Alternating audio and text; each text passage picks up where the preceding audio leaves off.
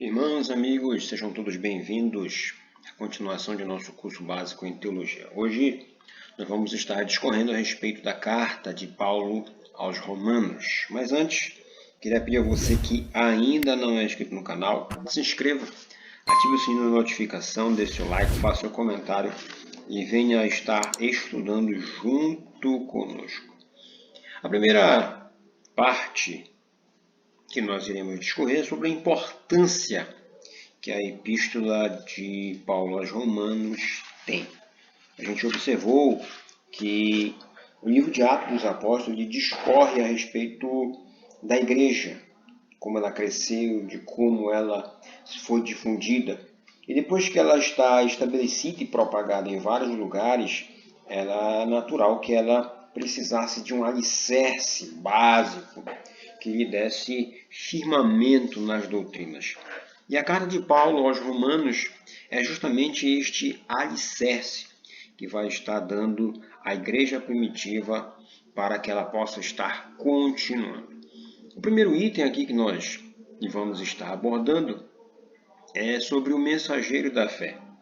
Quem teria sido o homem designado para trazer ao mundo uma revelação tão fantástica da fé cristã? E encontramos a resposta na primeira palavra da epístola, Paulo. Paulo ele começa a sua carta assinando no começo. E a importância de Paulo em relação ao Evangelho destacou-se mais na lição que nós falamos de Atos. Mas vale fazer alguns acréscimos aqui.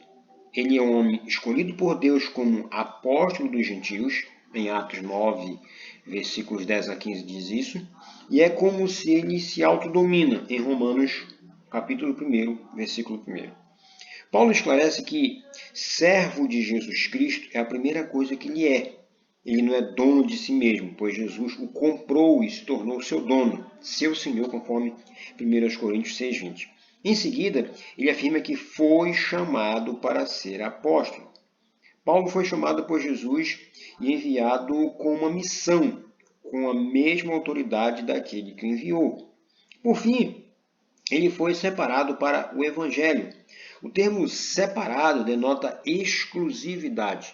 A vida de Paulo não tinha outra finalidade senão dedicar-se exclusivamente à causa da pregação e manifestação do Evangelho do seu Senhor Jesus Cristo, que é nosso também.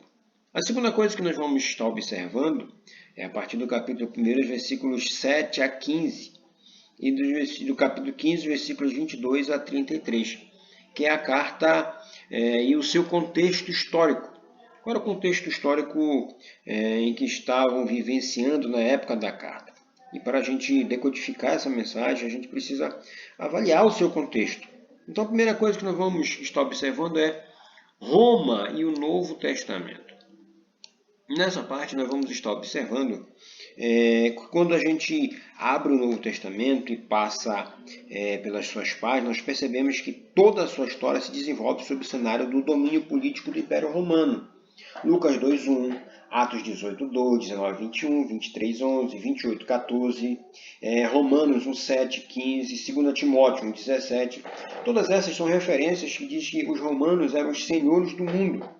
Era assim considerados, segundo Robert Nichols, porque governavam uma parte do mundo onde a civilização realizava notáveis progressos. Além disso, o mundo romano incluía todas as terras que seriam alcançadas pelo cristianismo durante os primeiros séculos da era cristã. Tudo o que acontecia em Roma, o mundo ficava sabendo.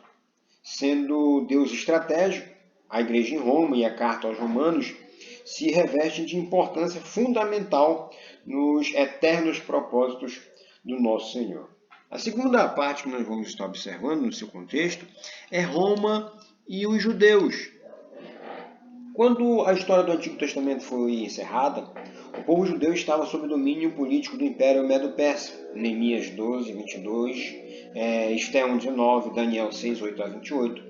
Vão estar confirmando isso. No intervalo bíblico, ou seja, entre a história do Antigo e do Novo Testamento, os gregos subjugaram os persas e dominaram o mundo. Mas logo depois eles foram vencidos por Roma.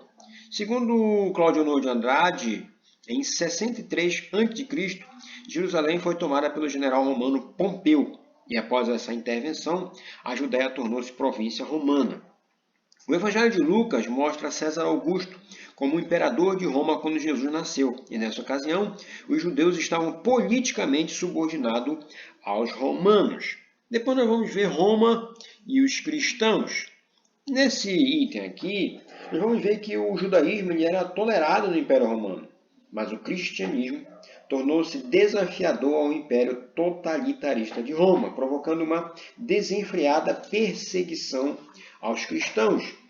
A maldade protagonizada em Roma originou um quadro de degradação tão terrível que é possível perceber a indignação manifesta pelo Espírito de Deus por intermédio do apóstolo no capítulo 1, versículo 18 a 32. Seria um lugar improvável para o qual o apóstolo convergiria sua atenção, não fosse ele conhecedor do Evangelho de Cristo. Romanos 1,16 diz isso. Nenhuma outra coisa teria produzido cristãos no Império Romano e em Roma, mas o Evangelho podia fazê-lo, e o fez. E o resultado foi que o apóstolo escreveu esta carta a essas pessoas. Depois nós vamos estar vendo a igreja no coração de Paulo. Como a gente pode estar observando a igreja no coração de Paulo? 3 são os itens. O primeiro, o contingente de cristãos em Roma. Quem são as pessoas às quais Paulo dirige imediatamente a mensagem dessa carta? Foi reunindo em sua mente a imagem dessas pessoas e trazendo o que lhes dizia a respeito em seu coração que Paulo se inspira para discorrer sua mensagem, que nos fornece 16 dos mais tremendos capítulos da Bíblia. A primeira, o contingente de cristãos em Roma. Temos conhecimento que no dia de Pentecostes, romanos compunham o grupo daqueles que presenciariam o derramamento do Espírito Santo. Atos 2,10 diz isso. Provavelmente, alguns que se converteram e voltaram a Roma estariam entre os destinatários desta carta. Ao enviar saudações, o apóstolo descreve uma lista de crentes, na qual revela tratar-se de uma igreja heterogênea, composta de judeus e gentios. Alguns eram parentes do apóstolo, Romanos 16, versículos 7 e 11 mostram isso. Mas a lista também indica que muitos escravos haviam se tornado cristãos, como Romanos 16, 10 e 11. Priscila e Áquila, antigos companheiros de Paulo na tarefa missionária, não são apenas arrolados como membros, mas também hospedavam uma igreja em sua casa, em Roma. Atos 18, 1, 3, 18, 19 e 24, 26 e Romanos 16, 3 a 5 confirmam isso. Por fim, entendemos que o corpo de membros dessa igreja era composto por boa parte de cristãos experimentados e também comprometidos com a obra. Segundo, nós vamos estar vendo a origem da igreja em Roma. A origem da igreja em Roma ela é incerta. Alguns acreditam que os fundadores podem ter sido os romanos, por terem presenciado a descida do Espírito Santo, de Pentecostes, em Jerusalém. Por outro lado, nós percebemos que Priscila e Áquila também figuravam como prováveis precursores do Evangelho em Roma. A constante presença deles na cidade pode ter contribuído para a fundação da igreja, ou pelo menos para o exercício de uma forte influência cristã. E a gente não sabe ao certo a origem. O terceiro é a perspectiva de Paulo sobre a igreja em Roma. O que Paulo tinha em mente quando escreveu essa carta? Como nós vimos, Paulo desejava visitar os irmãos que estavam em Roma. E, embora ainda não tivesse estado lá, o apóstolo deixa transparecer uma relação íntima com a igreja romana, haja vista a lista citada no capítulo 16. Ele conhecia pessoalmente muitos daqueles irmãos e também se sentia gratificado por ouvir o testemunho da fé deles por onde andavam. Era um fiel intercessor dessa igreja, Romanos 1, 9, 10 diz isso, e estava certo de poder contar com o apoio espiritual desses irmãos. O desejo do coração do apóstolo era repartir com eles novas coisas da parte de Deus, Romanos 1, 11. Mas também ansiava, de alguma forma, ser renovado pela comunhão com eles, em cujo seio se encontravam amigos íntimos, parentes e companheiros de jornadas missionárias. Os planos do apóstolo incluem visitar a igreja em Roma durante sua viagem à Espanha, que sucederia após ele ir a Jerusalém levar uma coleta aos pobres. E não se sabe se esse plano chegou a ser concretizado. Depois nós temos o foco principal. O que Paulo desejava veementemente quando escreve à igreja que está em Roma é que eles compreendam a principal doutrina do Evangelho, que é a justificação pela fé. O apóstolo quer fazê-los entender que a justiça só é atribuída mediante a fé na obra de Jesus, realizada na sua morte e ressurreição. No capítulo 1, versículo 16 e 17, ele destaca o tema, mas o desenvolve solenemente no decorrer do seu conteúdo.